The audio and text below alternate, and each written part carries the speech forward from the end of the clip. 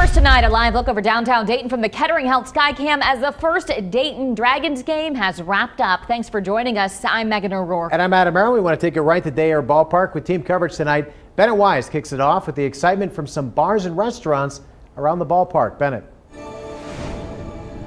Well, honestly, excitement is kind of an understatement given what has happened in the last 2 years and the effect that it's taken on local businesses. And that's why some bar and restaurant owners said this opening day just feels different. We can feel the angst of people wanting to get back and get out there and get back to normal like they knew before the pandemic. And that's what we want too. We want to feel that energy again. The atmosphere, the atmosphere, the atmosphere. An energetic renaissance returns to Air Ballpark in the surrounding area for the first time since 2019, and no COVID-19 restrictions in and out of the ballpark. We've kind of had our patio on and off, like be open and not open, and it's definitely going to be 100% open come this Dragon season. Like I said, we're really just anticipating the crowds to come back. That's something we haven't had in 2 years. Opening day for the Dragons is giving bars, restaurants, and breweries a great opportunity to debut new specials, and in the case of the Dayton Beer Company, their own food menu to pair with their 36 beers on tap. We've had food in the past, but we used to have basically an outside restaurant run it for us, and we finally brought it in-house.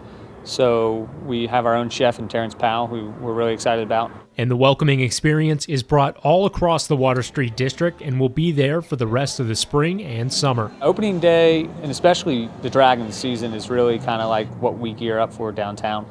Anytime you can have thousands of people come in for a game all over 5 months is a big deal. And between the Dayton Beer Company, Bricks Ice Company, Lock 27, you have a slew of different quality options that you can go to either before or after the game for some eats and a good drink.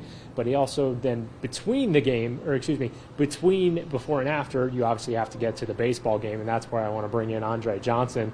Andre, it was a little close there towards the end. Oh, yeah. You know, we were actually sitting together in the bottom of the eighth, and we were talking about how defensive of a game it was. I went to the car. You went to your apartment. We came back maybe about 20 minutes later, and it was 6-5. I mean, an offensive explosion at the end of this ball game.